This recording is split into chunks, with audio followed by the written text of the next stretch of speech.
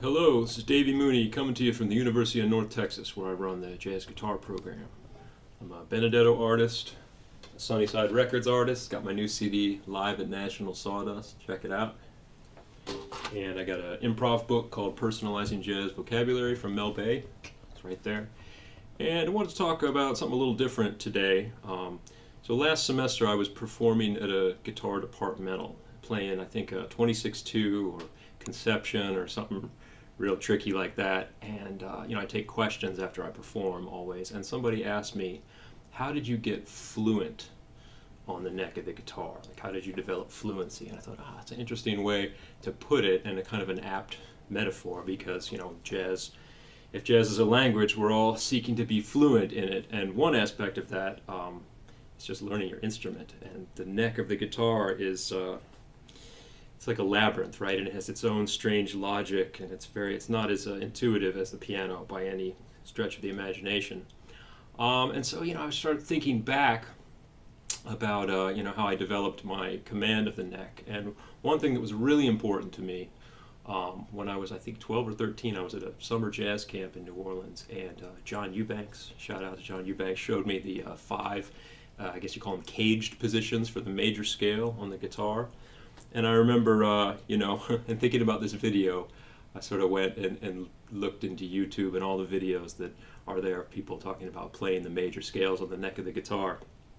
And it's epic. There's so many different ways to do it, so many fingerings, so many methods.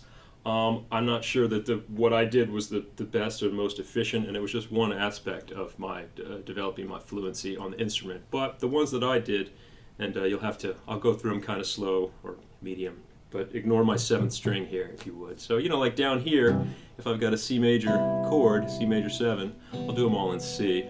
It's this kind of deal. So, and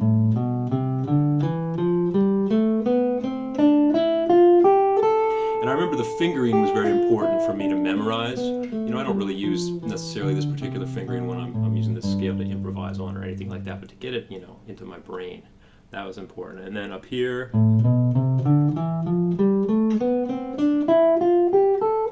it's still C major.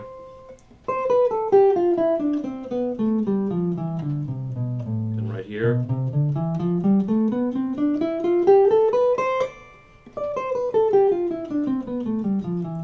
That one was tricky to me because the fingering was very similar to this shape right here. Anyway, this one. I always liked that one because I could go. Anyway, and then this one.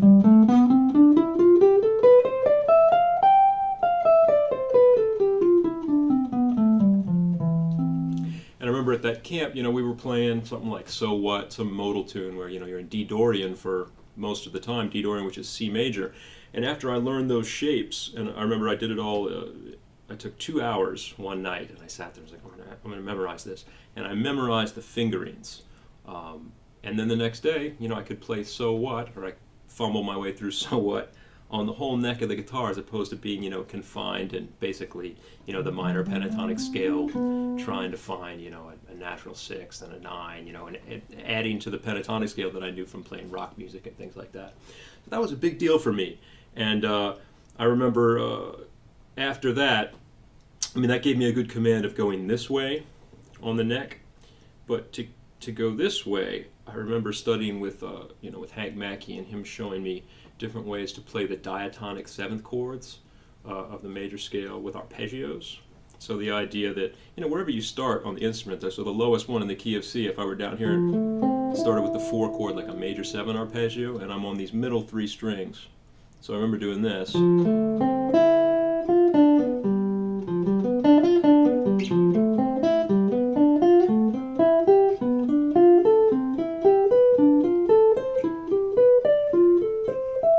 Playing through those arpeggios, ascending and descending on that set of strings, like 4th, 3rd, 2nd, also on the top 3.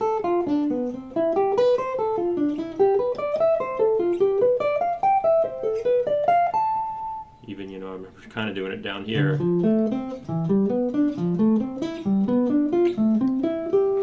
And I would use those shapes, ascending arpeggio shapes, to connect the more what is this way? I always it's sort of vertical, right? Vertical up and down, but then anyway. So I would connect them together so that I could play if I'm playing my so what or my.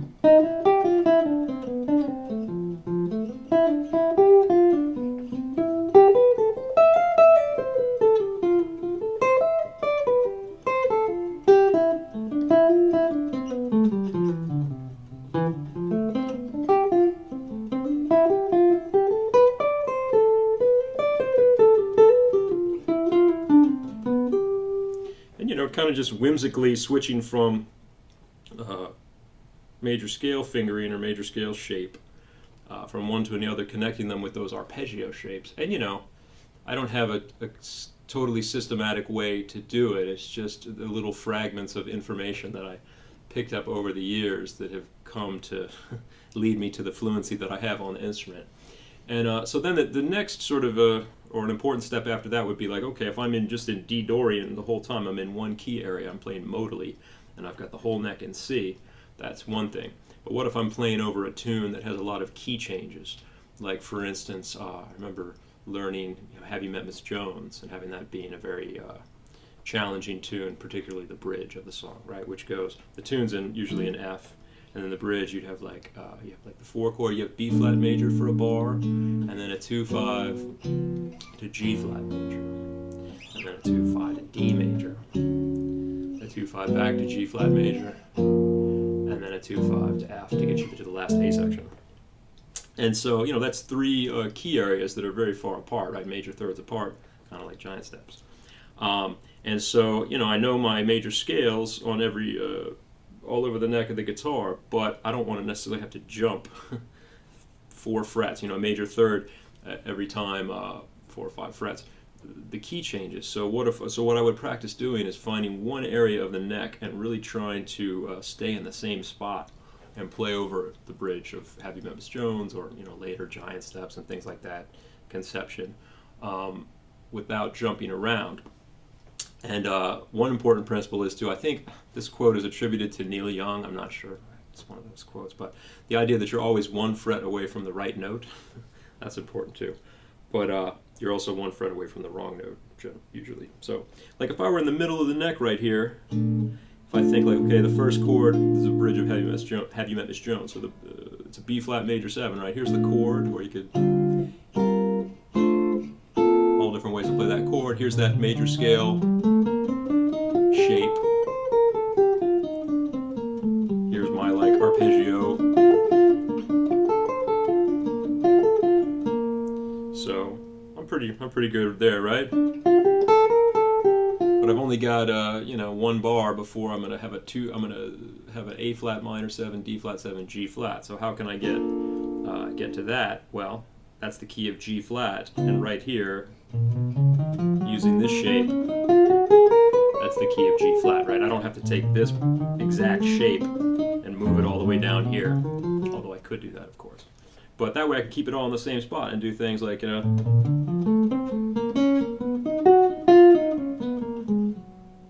Then the next is D major, right? Where it's a 2-5 to D major, but it's a D major key area, so. And then back to G flat. And then eventually to F again, which is right next to it too. So you can.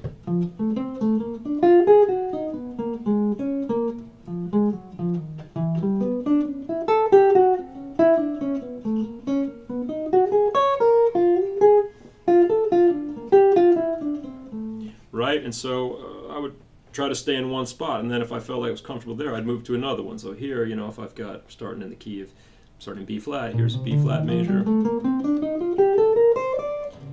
Here's G flat major. Here's D major. Right, and then F would be right here, so I can go like,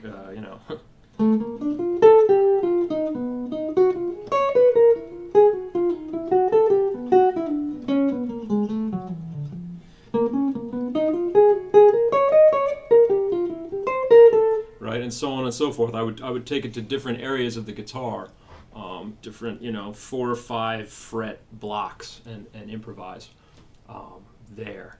And another aspect of that that was very important, again, in terms of developing fluency, by which I mean, the ability to play really like long lines, eighth notes, and not feel like I have these holes in my playing. I want to put holes in there for phrasing, obviously. But what I used to practice too, just as an exercise, I would practice playing at a slow tempo, just with a metronome, in all eighth notes.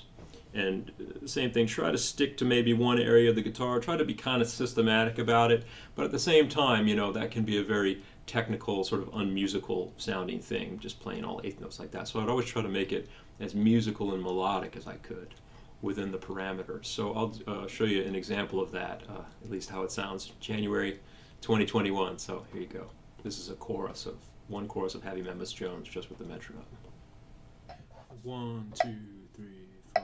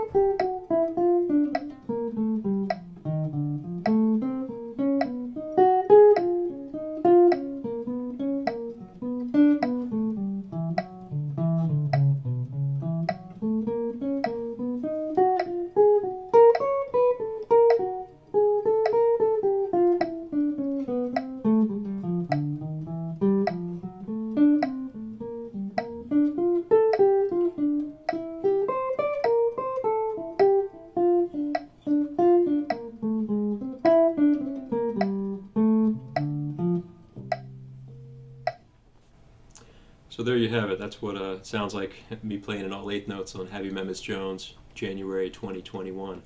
And I realized that was important to my development, being able to do that. And I suggest that to students if I feel like I detect like a lack of fluency when they're playing over tunes.